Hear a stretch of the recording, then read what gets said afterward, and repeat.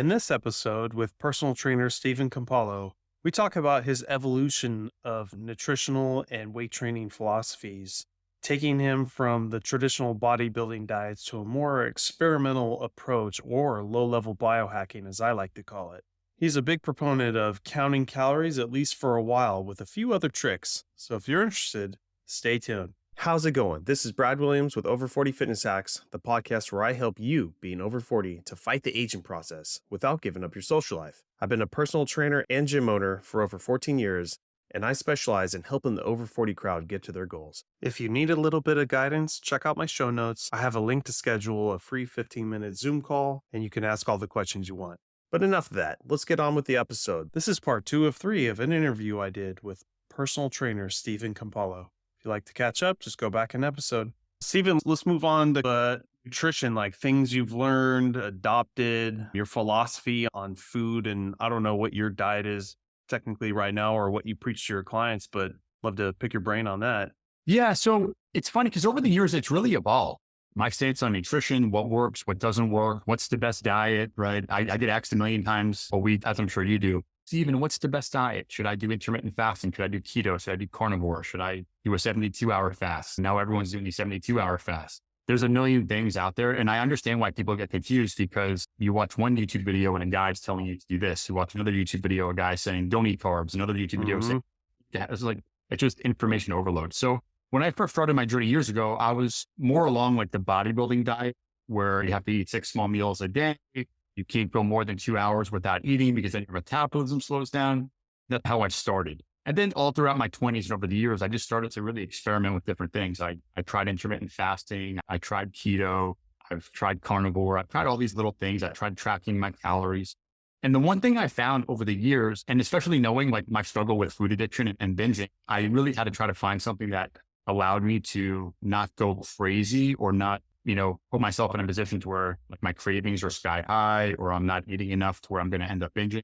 So what I found is we all have to eat a certain amount of calories to lose weight, right? Most people, their goal is to lose weight, lose fat. So in order to do that, we have to be in a calorie deficit. For example, my calorie deficit number might be 2,000 calories as an example. So now what they've found, and they've done studies on this, is if you want to eat 6 small meals a day, as long as you're hitting your 2,000 calories, that's perfectly fine. If you want to eat 2 meals a day that are 1,000 calories each, that's perfectly fine. If you want to have one big meal, that's a big 2,000 calorie meal, that's perfectly fine. At the end of the day, as long as you're staying within your daily calorie range, your results are going to be the same, whether you have 6 small meals a day or 2 meals or 1 meal or 4 meals. So I always tell people it's really preference, right? Like for me, I'm not hungry in the morning. So I like to wake up, I have my coffee, I go to the gym, I get my workout, and then I'll have my first meal around maybe 11 a.m., 12 p.m. That's when I'm hungry. I'll have a nice big lunch. That will hold me over till probably 4 or 5 o'clock. I'll have a big dinner and then I might have a snack at night, but that still works for me. For someone else, they might wake up hungry. They might want to eat something, right? Or they might be a grazer. Like my wife is a grazer. She doesn't eat big meals like I do. She just grazes all day long. So she'll eat 8 times a day. She's not eating that much food when she eats, right? So for most people, especially if they're just getting started, I say, download MyFitnessPal. It's a free calorie tracking app. Start tracking your calories, just so you have some more awareness around how much you're eating, because the truth is most people don't know how much they're eating. They just think, okay, well, I'm not eating that much food. But when you really start like tracking things and measuring things and weighing things, you realize like, oh crap, I'm eating 3 calories. I thought I was only eating 1,800 calories, right? But they're putting olive oil on their salad, or they're having a little bit of peanut butter and they think it's 1 serving of peanut butter, but it's really 2 or 3, or they're having mixed nuts. Well, a handful of mixed nuts, that's like 500, 600 calories right there. So calories do matter when it comes to weight loss. And I always tell people, if your goal is to lose weight, take a few extra minutes a day and actually measure how much you're eating, track your calories. You don't have to do it forever, but just do it for the first week or two to really have some more awareness around how much you're actually consuming. This way, how to either taper it back a little bit or adjust for fat loss. So yeah, that's the same thing I do. MyFitnessPal or whatever app you're using. And I do for myself just quarterly, just to get a snapshot of things change all the time. I'm trying new things. And like you said, I started putting olive oil in my coffee, and is it really a tablespoon or is it really 2 tablespoons? And you do your quarterly adjustment, you count it, and you're either under or over, and typically it's over. I'm like, oh my God, no wonder I'm packed on a couple more pounds there. And then you just adjust. But one other point I wanted to spark upon, because I know you work with a lot of females, as do I, And I always tell my female clients, especially if the lady comes to me and her goal is fat loss, right? Like one of the first questions I ask, well, are you measuring how much you're eating? Are you tracking calories? Oftentimes they're not. And the analogy I like to make is if a petite female comes to me, let's say she's 5'2", right? And her lean mass is, let's say 180 pounds, right? Mhm. Maybe she's 80 pounds now, but she wants to get down to 130 pounds ish, right? Well, the truth is she really needs to be that much more careful with her calorie intake because someone like me, I'm 6'2" and I'm around 200 pounds. If I overeat my calories by a few hundred calories, it's really not going to have a large impact on me because I'm a bigger person, right? Like I have a bigger engine, Yeah. if you will. Whereas someone who's smaller and they don't have as much muscle tissue as, let's say, I do or you do, well, if they overeat by 100 calories or a few hundred calories, like it's going to be damn near impossible for them to ever see the scale move or ever see any, real progress because they're just dealing with a smaller engine, right? Yep.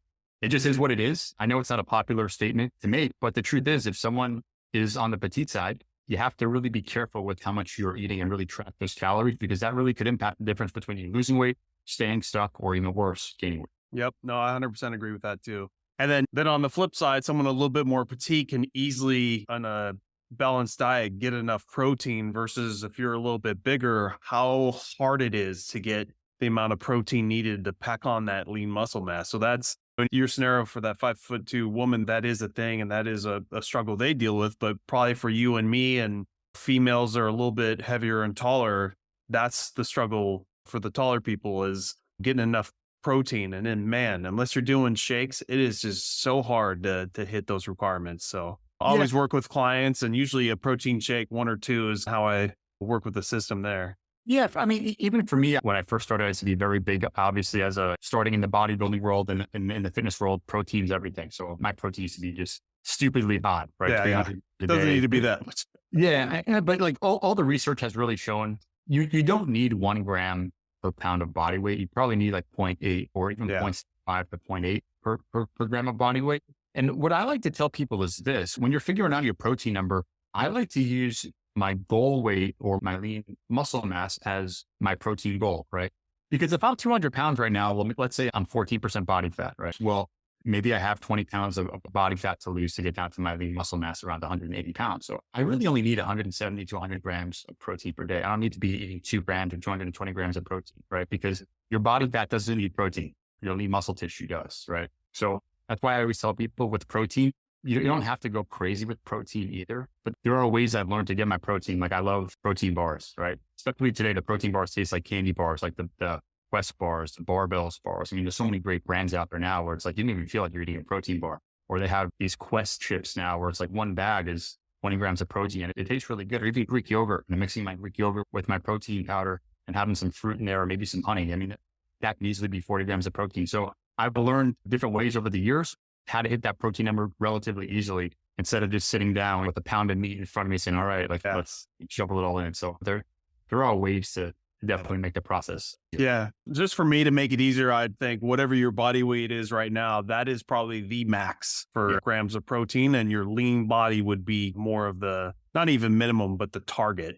And then other than that, for a lot of people, I just tell them not everyone's the same. For my 16 years of being in this business and doing the same type of stuff you have with biohacking your own body and bodybuilding, that kind of stuff, is learn to listen to how your body reacts to stuff, whatever diet it is, or fasting, or maybe protein, you just don't feel great and less protein makes you feel better. Everyone's different. And just track your results. That's the biggest thing. How you feel and the results you're getting. And I think that's the way to go before obsessing with calculators and MyFitnessPals and that kind of stuff. Just use those as tools. Yeah, I agree. When I start working with a client, I'm very big on data and numbers. So I will have them start tracking their calories. But if someone just reaches out to me or has a question, I'll generally won't say, start tracking your calories. I'll just say, hey, listen, here's a free meal plan to follow, right? Like just start getting consistent with eating healthier foods. Like maybe just cut out the Cokes or maybe just cut out the Starbucks coffees in the morning. That's a 300 calorie coffee. And then you're having a muffin too. So just start cutting out the eating out and the coffee stops. And if most people do that, they'll be surprised at how quickly they'll see weight loss happen. Then as things start to change and their bodies start to adapt, then you could implement things like tracking calories and really dealing with the minutia of things. But for most people, if they just move their body a little more and fix the eating out so much and the snacking so much, like they're going to see great results. So just making those small changes could yield large benefit. Yep. And I promise you, for everyone listening, it's not just one Starbucks coffee that you're putting creamer in. There's tons of opportunities to clean that up. So it all adds up. Thank you for listening. And I just wanted to put out there, if anyone has any questions about dieting, working out, supplements, fasting, I can go on and on with all the different topics on this show. Please check out my show notes for my email or check out my website contact page.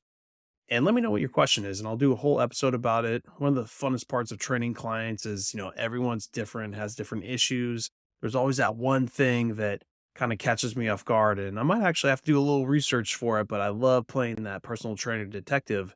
So please reach out if you have something, and thanks for listening.